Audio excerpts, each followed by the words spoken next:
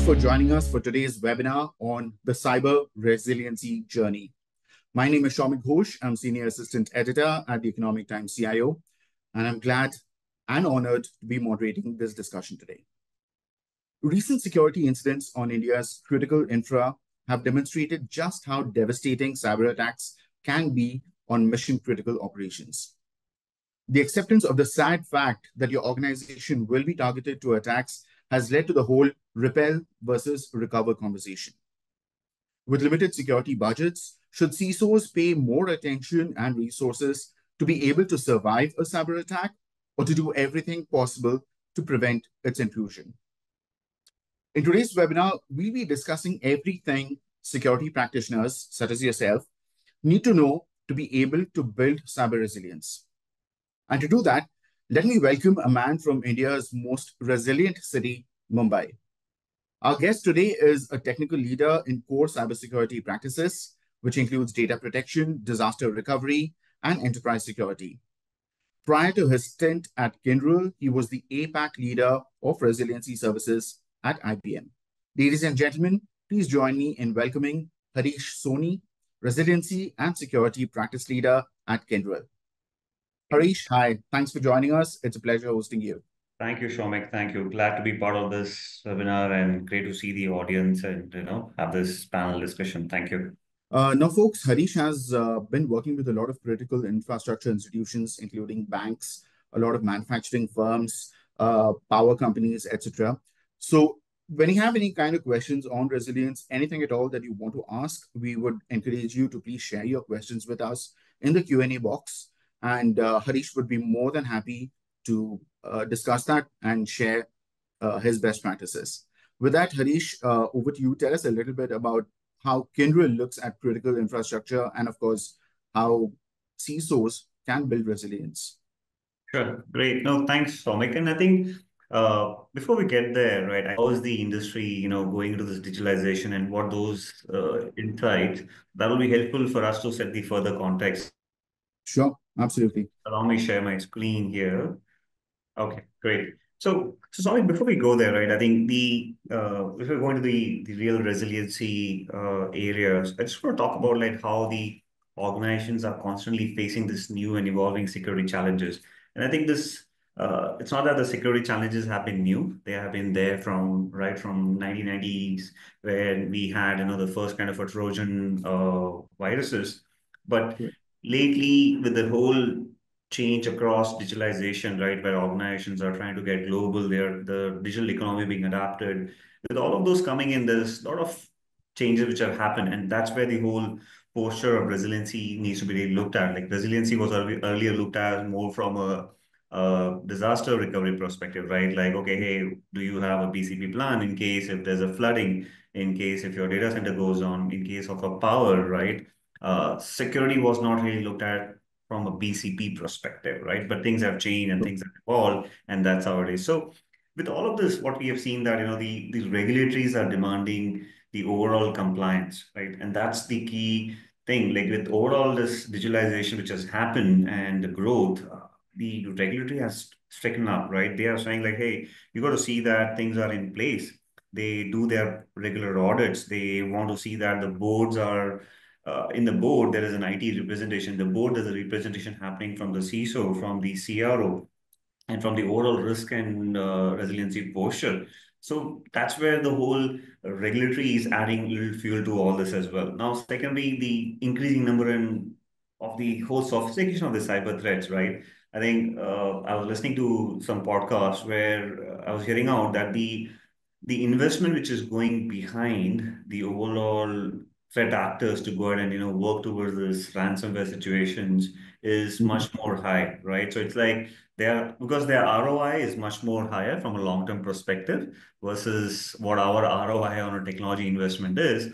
There are more and more threat actors which are coming up, and taking up this jobs. Like I was just listening to some more of there where the all of those countries, right, the tier 2 countries, they have set up this kind of a institution where they're getting trained and people are trying to work towards this whole sophistication type of cyber attacks. So that's a huge number in that increase as well. Then we talk about the the growing complexity of IT right now, because everybody wants to get connected. Now, if you look at our banking landscape, the amount of fintechs which are there in the industry, right, especially in the BFSI industry, and then how from an insurance they are scaling up to be on a lending platform, or how banking is growing up to so many different set of channels, right? They're tying up with insurance. So the whole complexity of this infrastructure is increasing. That's adding to the another thing that, hey, how if I have to think about my complex architecture, I don't know where those entry points could be, right? That's becoming complex. The landscape is becoming complex. Like a very good example, what you see on the screen is that, 61 of the enterprises with 21 plus tools experience a cyber attack in the last 12 months versus just 39% of the enterprise with 1 and 10 tools, which means when you plan your larger growth of infrastructure, of your multiple connection points, you got to be very careful about it and rightly look at it, right? Because multiple endpoints will cause multiple exposures, right? And then the last one, which is about the increasing security risk with this legacy mission. I mean, a lot of those end of life, end of support hardwares, right? Are you on top of your patches? Are you on top of your vulnerabilities which are coming up in the system? If you're not being on top of it, that's always a risk. That's a high risk exposure. And we have seen that with multiple of those incidents which have happened in the past. So this is where the organizations are facing a constantly and evolving security challenges, right? And that's where that posture comes into picture. The second data point which I want to talk about is the numbers, right? That how these numbers have made a difference. Like, for example, if you look at it, I thought that let's capture all those industries, right, where we can look at some numbers, and that will give us an insight. Like financial services, 91% of the organizations experience an adverse event that compromised or disrupted their IT systems, right? Financial services. The retail industry, 50% of the enterprise rank remote working, creating have had a security threat, right? Manufacturing, you look at automotive, you look at healthcare, travel and transportation, government, ONG, all of those institutions have had a high percentage. And when you look at this percentage over the period of year, it has just increased. It's just increased. I mean, when I was looking at one of the studies as well, the numbers are double digit. The numbers are double digit every year on year. That's how these cyber threats have increased, or the number of sophisticated attacks. When you look at that percentage as well, it's a single digit, but towards the end of the double digit side. So this is how the complexity and the reality is happening. Now, on top of it, the other challenges what I see apart from this ransomware situations, or the sophistication of the complexity, etc.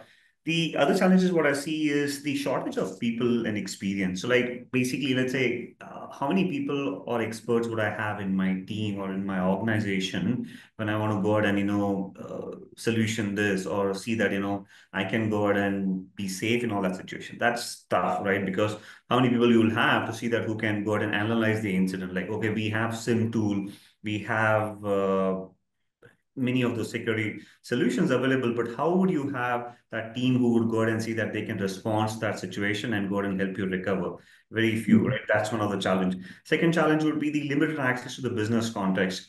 How many times your IT guys really know the entire business context, right? Because that's what is required when you have a situation and you want to bring your business back into motion.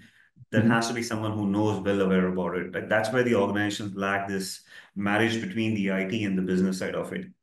The third one would be to the ability to understand the threat evolution. I think with the investment and the ROI, what I was just talking about, and the complexity of those threats, it's you can't just keep up with it. You can't keep up with. There are so many changes happening. I exactly the yesterday I was reading about a news where how through radioactive waves, you could go ahead and exfiltrate data from your system. Right now, we talk about somebody having an access. Now it's like how through radioactive waves you could go ahead and access some data to it. I mean, that's an interesting article which I was reading about. I don't know when does it come live, but that's where this whole landscape is going to get complicated. Then the overall lack of preparedness and ability to prioritize based on the business impact, right? Organizations fail to see that in case if I have a disaster, what will be my priority? Do I have a tabletop exercise performed to go ahead and see that I would be able to bring back the business, right?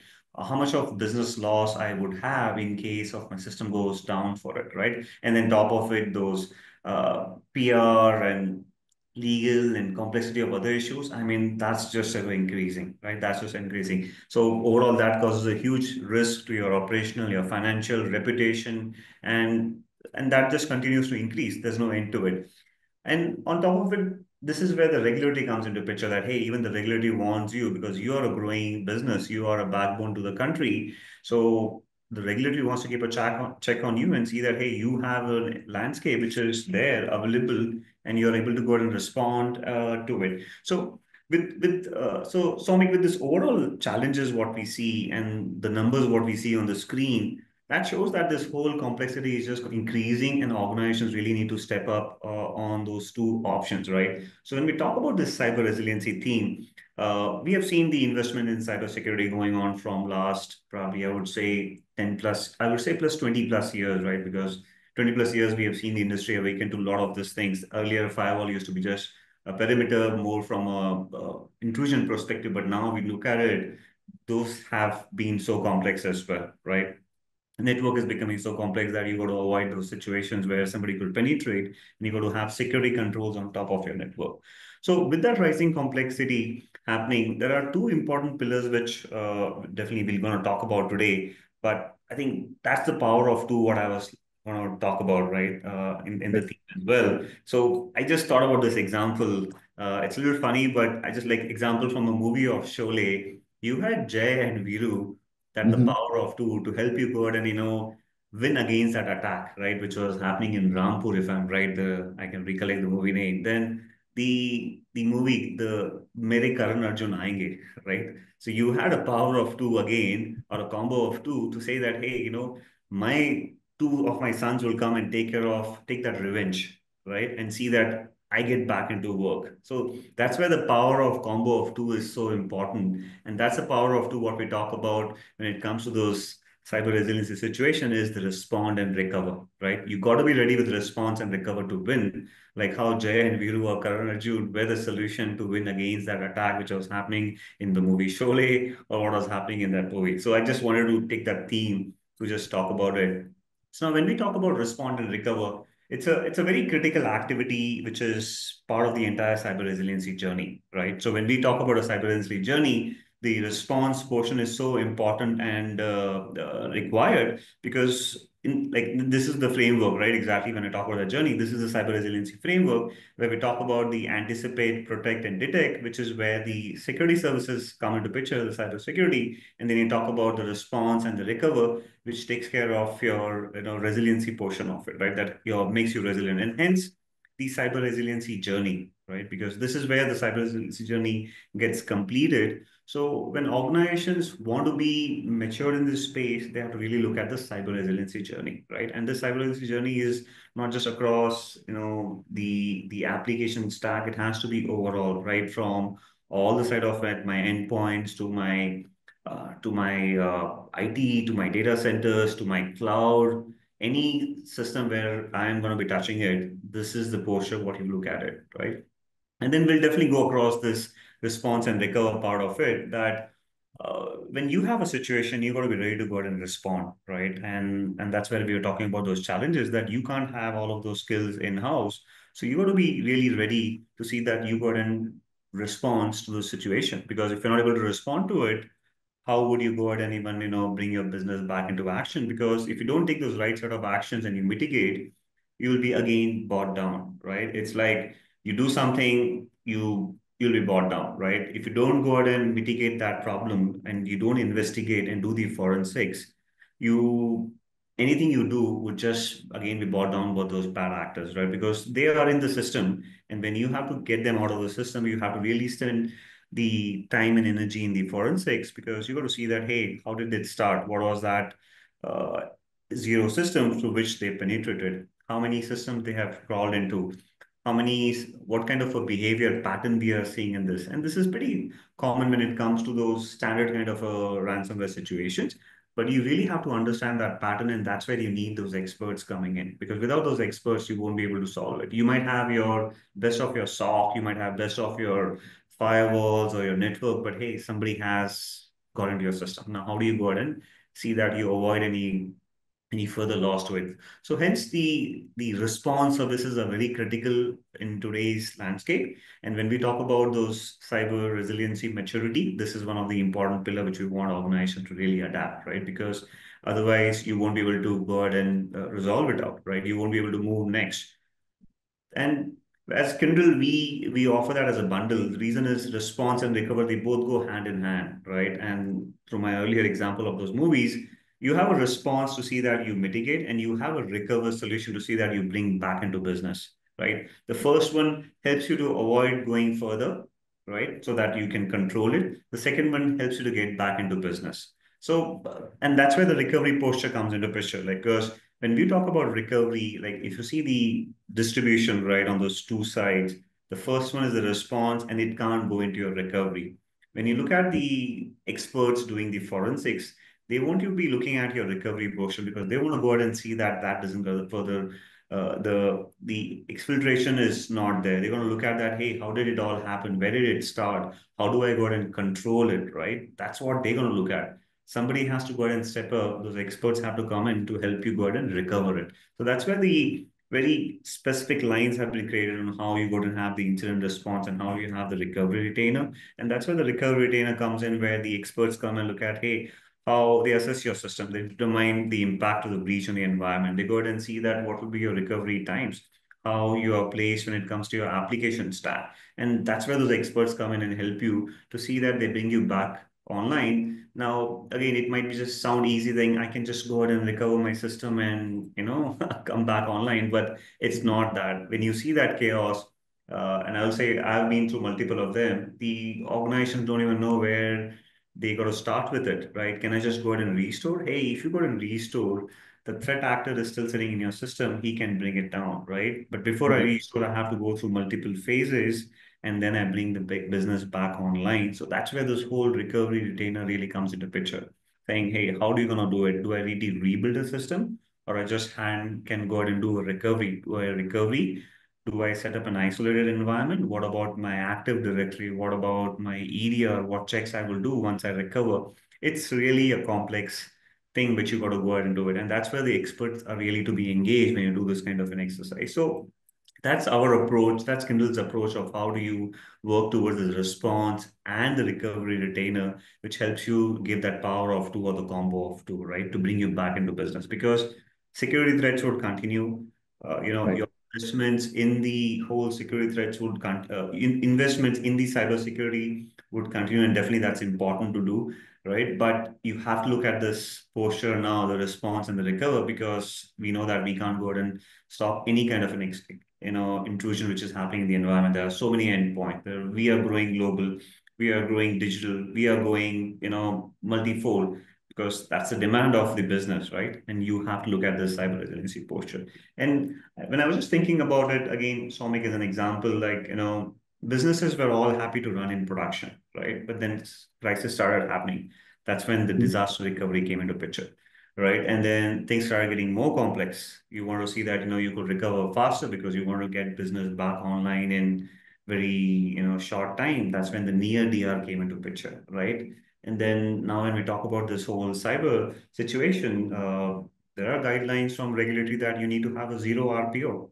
So I mean the overall expectation of us as a customer, the regulatory and the larger backbone is just multifolding, and that's where Mhm. you need to take those right steps. Now, just one more last thing, right, about the cyber resiliency journey, like what we were just talking about.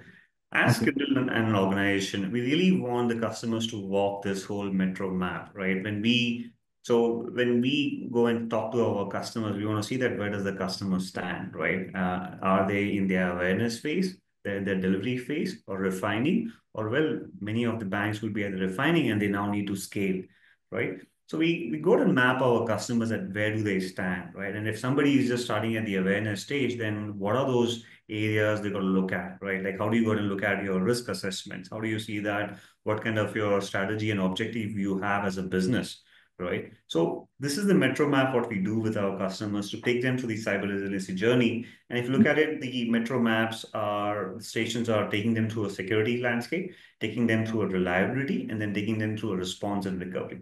Those Right. three of your different routes would help you to go ahead and scale up the business versus just saying that it will be a flat line. No, you will look at those different routes to see that you go ahead and scale up in your environment. So this is something which we do with our customers. And again, such metro maps we do across multiple of it. Like example, zero trust. Another good example of what the is a demand or is an ask of the cyber resiliency posture that you have invested in your cyber security, you have invested in your resiliency as well. How do you go ahead and build that zero trust environment, which further builds your confidence that, hey, I have taken care of most of the parameters, right? And then that's how I build my confidence. So this metro maps are something what we do for our customers and help build that cyber resiliency journey for them, Somik. So that's that's where I would go ahead and end my presentation.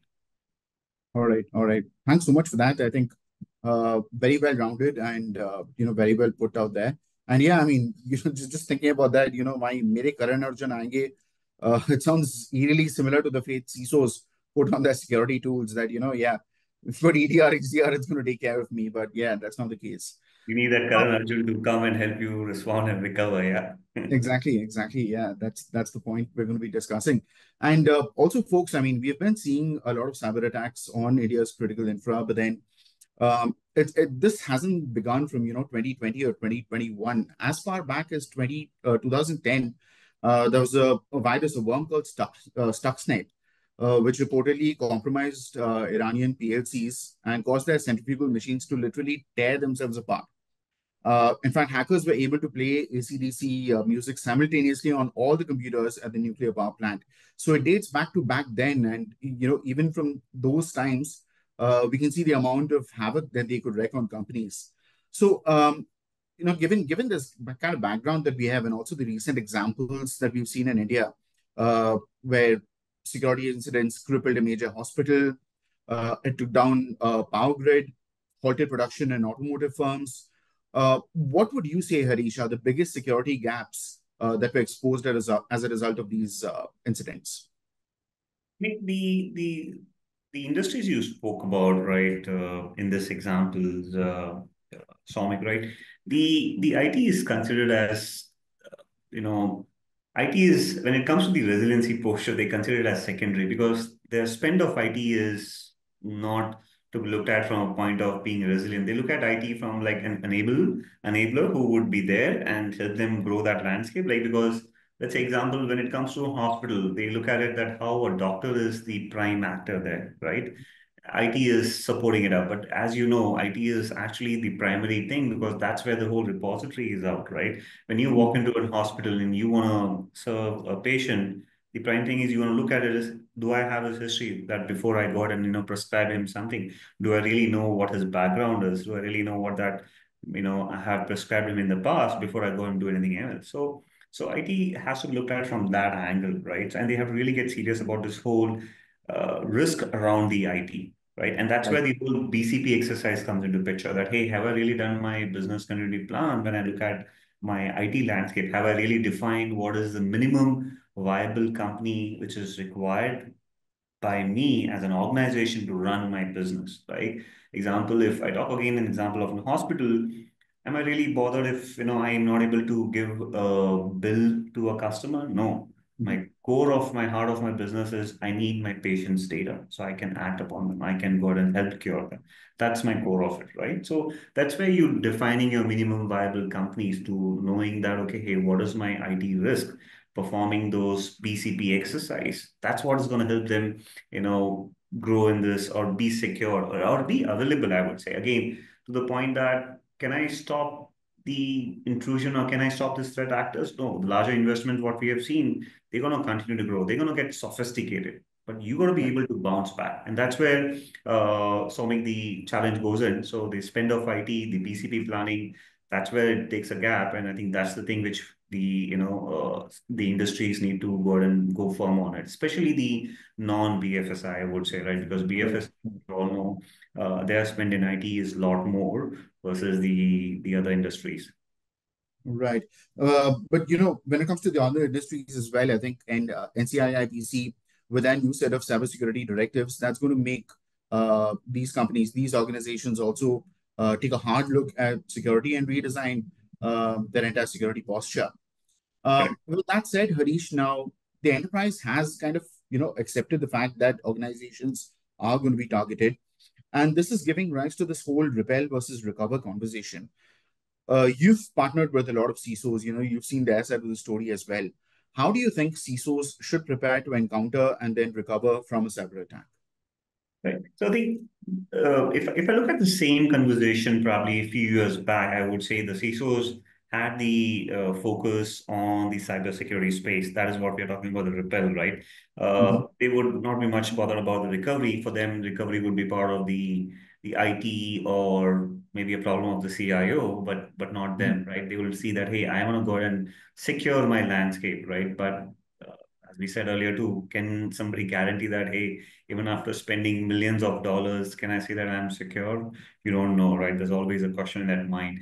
But I've seen that change happening now, Somik, that, the CISOs are prioritizing the whole because now it's the risks, right? That, okay, hey, again, that's how risk gets calculated, right? Fine, I have invested in my DR, but how much of risk I still pertain? Let's capture that risk, right? I've invested in my cybersecurity, but what are the risks? How I Mm-hmm. would go ahead and recover. So there's a little change happening in last year plus, I would say, where CISOs are prioritizing to see, or they are focused, or they are part of that conversation to see that how I'm going to go ahead and respond and how I'm going to go ahead and recover as well. Because CISOs are made to sit in the board and help respond that, okay, hey, if a situation happens, let's perform a tabletop exercise. How would my legal respond to it? How would my CIO respond to it? How would I go ahead and address the media? How would I see that, there's a team of people who are going to go ahead and take care of the threat actor, which is the response part of it from a technology perspective, and who's going to take care of from a technology perspective on the recovery as well. So they have been made part of it. They are, made responsible where on this area. So there's a heavy participation, which I've seen a change happening in last 1+ year. Again, just an example, we did a CISO event probably 2 years back, and when exactly this question came up, Mm-hmm. in a room of 30 plus CISOs, I had only two hands who said, "Oh yes, this is part of us." But as I Mm-hmm. said, now things are changing, and given them they are being made responsible for it, there's a lot of changes happening, and they are looking at the larger response and recover part of it as well. All right. Now, I would, very quickly want to take one of the audience questions out here, and because it establishes what Kyndryl actually does when it comes to a cybersecurity service. So we have Vijay Sivaraman who is asking, does Kyndryl provide tools or service? In short, could you just explain, what Kyndryl does? Correct. So, as an organization, Kindle as an organization, we spin off from IBM. We don't have any solution or any software, sorry, any software or hardware to it. We are largely working with our technology partners to give those services and build that solutions for you, right? We have our own tools which will help you to go ahead and make your journey better when it comes to your IT landscape. Like example, when we talk about our Kindle Bridge, I won't call it as a tool. It's a platform what we have built. On that platform, we go and perform our AI ops. We go and hold multiple technology partners or tools to give that services back to the customer with the right outcome. Right. So that's where my short answer would be. All right. All right. Thank you. Folks, keep those questions coming in. We are going to get them addressed during the course of this webinar. Now, coming to the next question, another scary fact. There was one industry report that said 94% of the organizations that were hit by ransomware said that the cyber criminals were attempting to compromise their backups.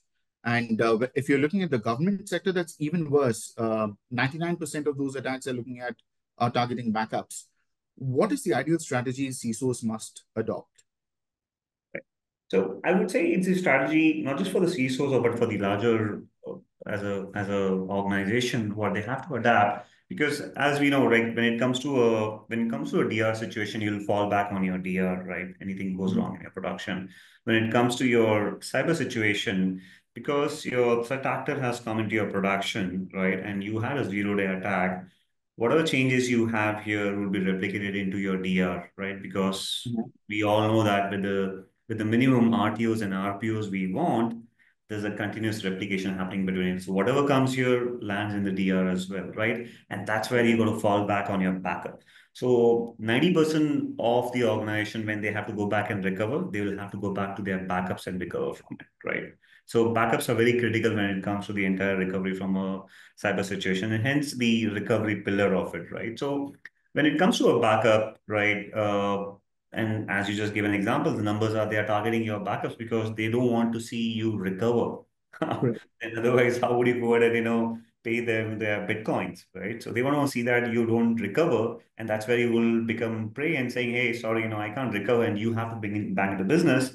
And that's when you'll go back and ask them to, you'll pay them ransom and they will help you with those keys if it works for you. But if not, then you fall into a trap. And that's what happens if you see in those situations, right? The organizations are taking more than 24 hours to come online, or it takes them 3 months to 2 months to bring their entire business back online, is because of the same Right. reason. A right, not a right backup strategy. And when it comes to right backup strategy, Somik, you're going to see that you have your air gap systems right available. You have your data, which is there, is immutable, right? So that nobody can go out and modify it, right? And air gap, which is to see that nobody can go out and enter that landscape. You got to see that you have your anomaly detections happening there, because if your primary controls, which are to go out and detect, if they can't detect it, at least you have a secondary control, which is in form of your data protection solution, which can take care of it, right? Then you need to have an automated recovery as well, because imagine a situation where you have to recover hundreds of VMs. Will you do them one by one? You can't, right? You got to have an automated recovery. So this four are the key pillars important to go ahead and see that, you have a backup strategy, you infuse those solutions, or you adapt the right technology from the market and go ahead and pick it up. And in fact, is that the end of it? No. Just picking up a technology and routing my things would solve the problem? No. That's where you, Kindle as a partner, we come in and we help customer go ahead and identify that minimum viable company. That's one. Mhm. Second, we go ahead and see that we perform the right tabletop exercise, because it's not just that, I recover my application A and, from a data protection or my backup, which has all of those four components, which I spoke about, and that should solve my problem. No, you need a larger ecosystem, right? When we spoke about this whole digitalization and the landscape which are growing, you need to bring that larger ecosystems as well, which will help this application stand. Like we all know now, we need our OTP systems, right, to go and really access the system. So you need to have your OTP system also coming up. You need to have your further let of reportings or etc., which are required on that application stack to come in. So that's where you need to do a right tabletop exercise. You need to see that you take that entire ecosystem into consideration before you really invest in those strategy. So those will be some data points on that specific question about, why the backups are being targeted and how do you really plan your strategy towards it, Swami. All right. All right. Thank you for that, Harish. We've got another interesting question, and this comes from Firoz Vandrewala. Now, Firoz is asking the fundamental building block towards being secure is knowing your environment. That's essentially what assets you have, what accounts you have, and what they are for. Absolutely well said, Firoz. That's correct. Now, what integrated solutions are there for this? There are multiple integrated solutions. Like example, I'll give an example of Kindle Bridge, right? When we build that ecosystem, we build that platform. So when we gonna go ahead and build that ecosystem, what you were just talking about it, there are the basic starts with my inventory. Do I Mhm. even have a right inventory of my landscape, which is present in my environment, right?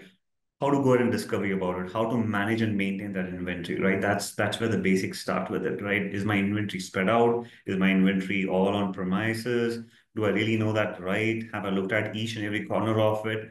That's where it starts with the basic, and then it ends up to really complex things what you want to do. So I think the Kindle Bridge is a platform, right, where we go ahead and bring in the IT, we go ahead and bring in the application stack, we go ahead and bring in those observations, or the operations part of it. Then you go ahead and bring in your application strategy towards it, right? That okay, hey, how much of my your DevSecOps or your SecOps, right? Which will really help you bring up the compliance posture at the FinOps to really see that am I getting those financial best output of my operations out of it. So Mhm. you need to go ahead and invest in those specific pillars, which we're just talking about, to really make it as a larger landscape, or having an overview of that entire ecosystem. And that's where you need some right solutions like what we're talking about, Kindle Bridge. it gives you a complete view of it. It's like you're in control of your environment, of your business, of your IT. All right. Feroz has also got a follow-up question, and I think that aligns quite well with the next question that I have for you. Um, so, what are some of the measures that can help restrict the blast radius in the event of a cyber attack? And Feroz's question also, something on the same lines is air gap solutions are expensive. It requires a very hard-nosed approach to selecting applications for these. And this lies with the operation risk rather than with the technology. What advice do you have around this?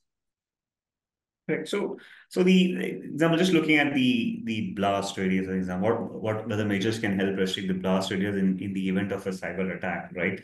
I Mhm. mean, the blast radius was really what we spoke initially, that how do you that classic number, if you remember in the first slide what I was talking about, 61% of there were 61% observed ransomware attacks when their IT tool were close to 30 or plus.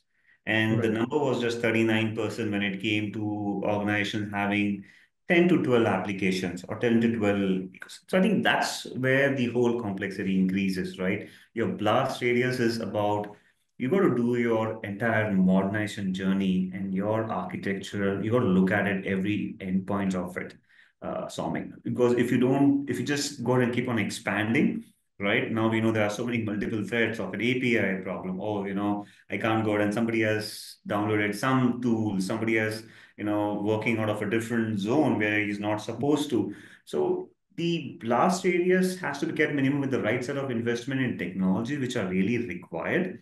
And that Mhm. only comes in once you really spend time on your larger ecosystem.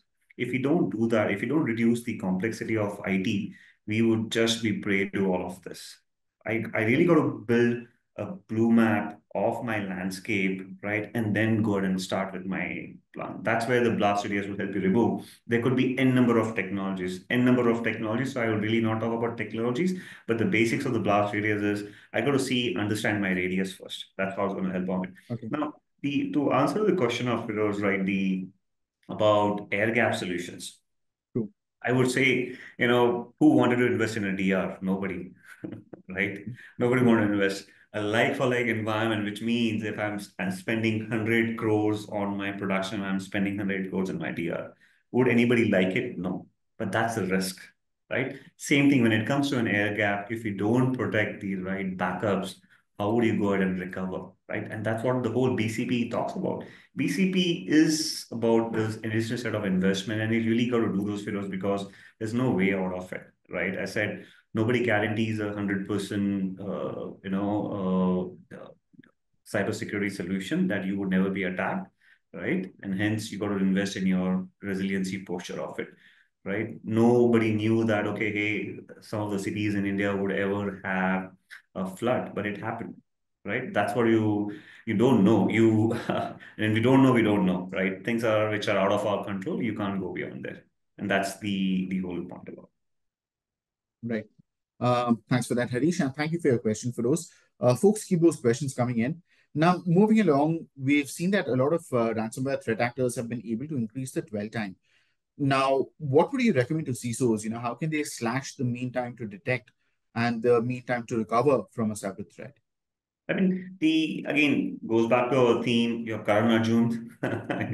You got to spend on your response and recover. You got to perform those tabletop exercise, right? It doesn't like example, a basic example of some of the air gap solution is a tape media, right? Those tape medias we used to do and send them off site, right?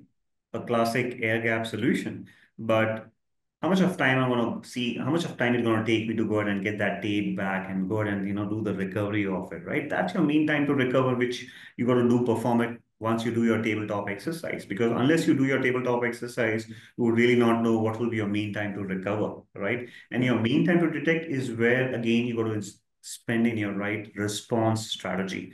Once you spend in your response strategy and you perform those tabletop exercise, you know that, okay, hey, if you're going to perform a tabletop exercise when, okay, I have an intrusion, how I'm going to go at it? Is my legal ready? Is a backup of that person ready? Is a backup of my incident manager ready? Is a backup available or he's not available to go ahead and see that I can go ahead and recover? So the basics are you got to perform a tabletop exercise to derive to a right mean time to detect and a mean time to recover. And that's where your recovery plan comes into picture, which would talk about each of those areas, like who's going to handle it, what when I perform that tabletop exercise, how did I go about it? And that's how you will be confident about that entire situation, and you'll be able to, arrive to a mean time to detect and mean time to recover. Firoz has contributed with, with his 2 cents as well. The separation of IT assets into survival, recovery, and resumption is the key. So yes, I mean that's a great point, Firoz. Thanks for sharing that with us. Now, coming to the next part of the question, and that is when it comes to threat detection and response. Now we see, you've got all the security bells and whistles. A lot Right. of times, CISOs say that a lot of critical threats get buried under the mountain of the regular security threats that they keep getting. Uh, from your experience, what's the most common threat detection and response mistake that companies tend to make? The common challenges which companies tend to make is, the acting part of it, right? I mean, one thing you subscribe to too many technologies, and you don't get enough input out of those technologies to go ahead and react to it, right? That is one problem. And the other part is how do you get an entire visibility of all of those components, what you have, right? So like example, am I really fitting into my SIM solution, right? If I have a SIM solution, there are so many false positives or true positives, you don't know. Am I really investing in the SOAR of it, right? And that's where the AI/ML is coming into picture. That how do you get a dashboard which brings all of these components to you and really do the AI part of it, right? And again, I want to bring in back my example of Kindle Bridge because that's what we do with that, right? The AI ops. You have multiple set of endpoints, right? You don't know what those endpoints would be at some point in time, right? Because when you're going to respond to it, you're going to respond to it right. So how are you going to see that all of those come into it and be at a single platform or a layer where it makes sense and go relates back? So my answer to it would be yes, technologies are going to go and expand it, and you need those right set of platforms to give you that insights of to see that hey, they are not false positive, they are actually true, right? And how many incidents such as happened. You got to go out and subscribe to threat intel because threat intel will let you know that hey, what are those new exposures you didn't think of are party to it, and those will be the two three things required: a right platform which combines all of this and brings into one, and second will be subscribing to right threat intels because that's an important part as well. When it comes to going beyond of the running ecosystem of those issues, which I would say. All right, understood.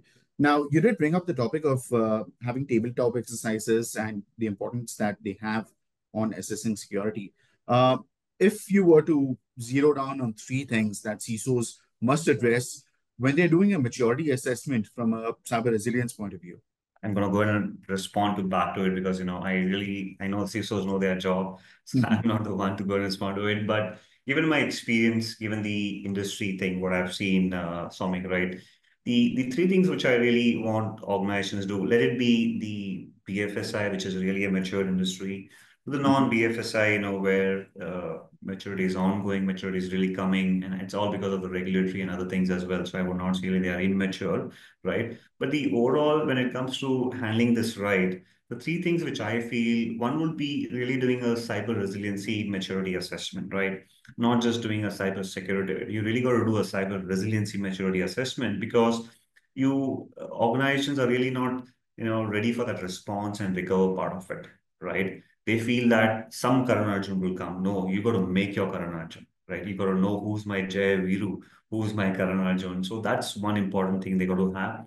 Second part would be the zero trust, right? The zero trust architecture. They really got to do that zero trust, again, not by technologies, right? Most of the times in this world, as I was just again giving example earlier, that there are hundreds of technologies, right?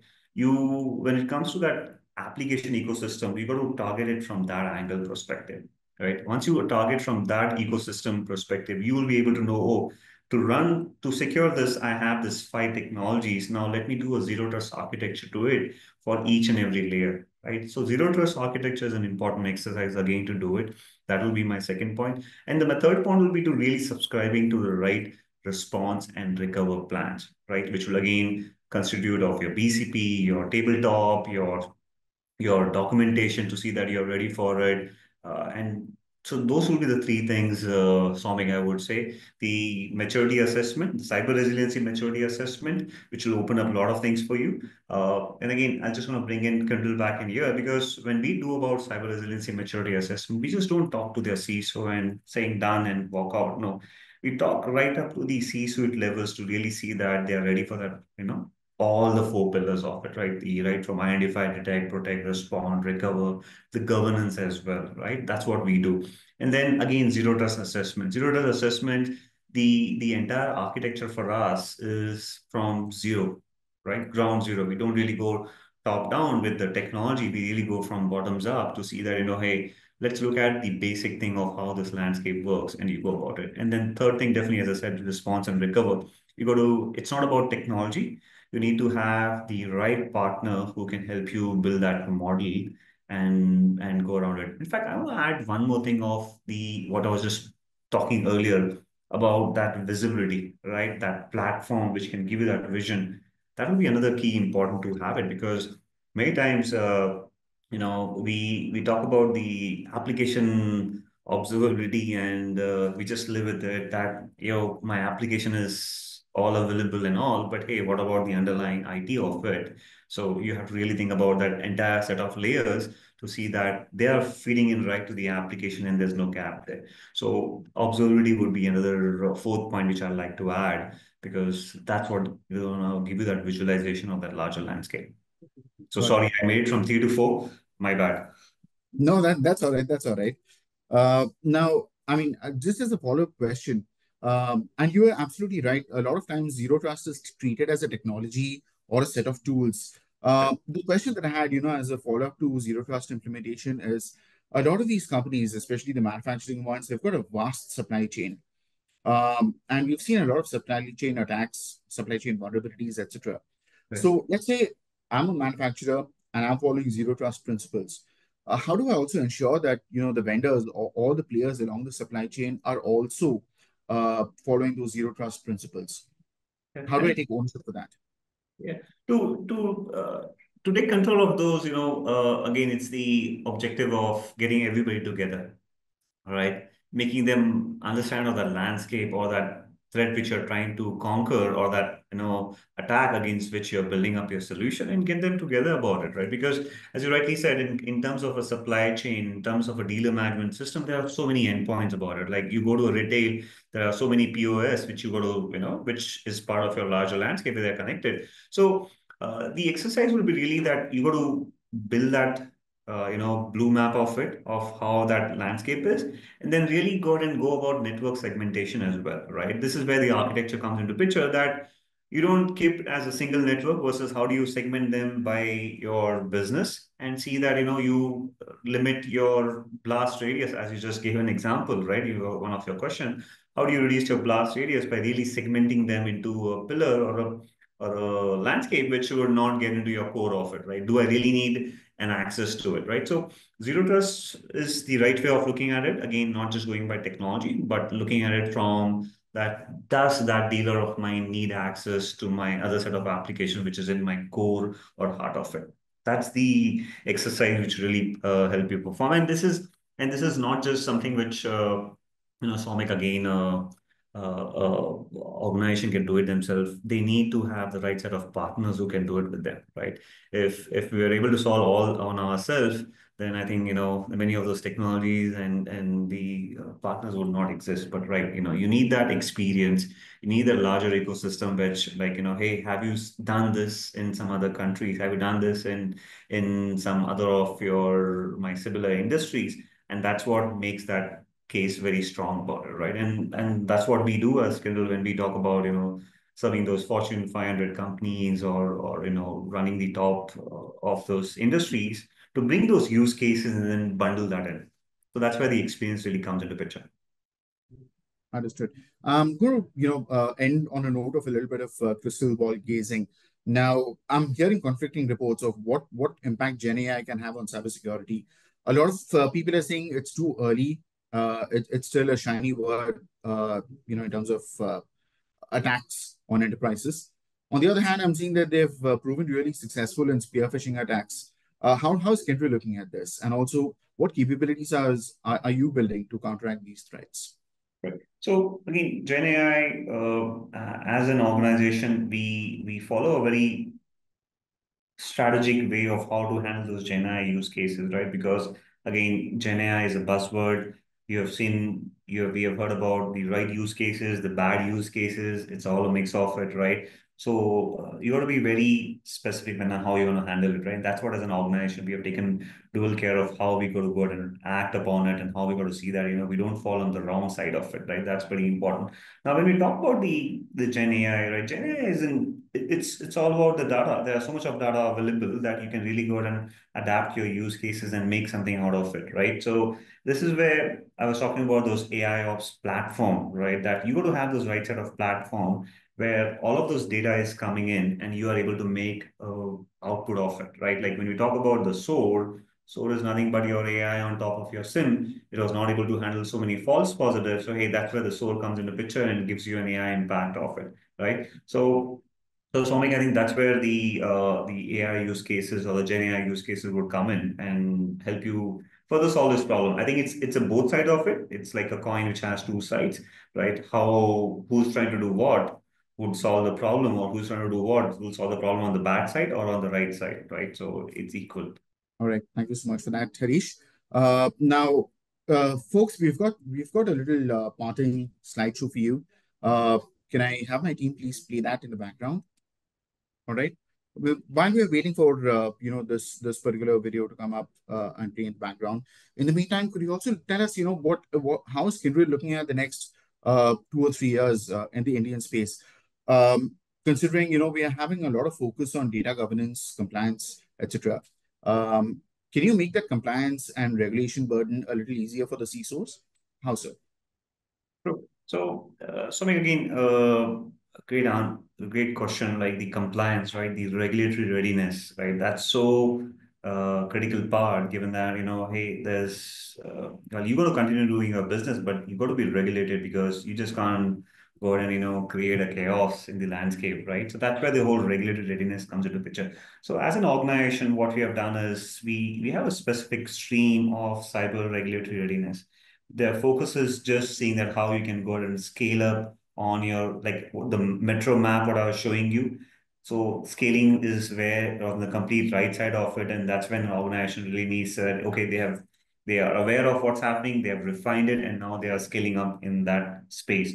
So what we have created is a metro map again, just to see how do you go ahead and adapt those regulators. Regulatory could be your RBI or your SEBI or your IRDA or even the DPDP, which is going to come up very soon, right, in the second half as a law, or not just in India, but like how do you act on DORA, how do you act on GDPR, how do you act on HIPAA of it, right? So we have built such metro maps which really take you through that portion of like, hey, if I'm just talking example of the RBI's master direction. So what is the controls I have from a risk perspective? What are the controls I have from a BCP perspective? What are the controls I have from a security perspective? What are the controls I have from a third party perspective, right?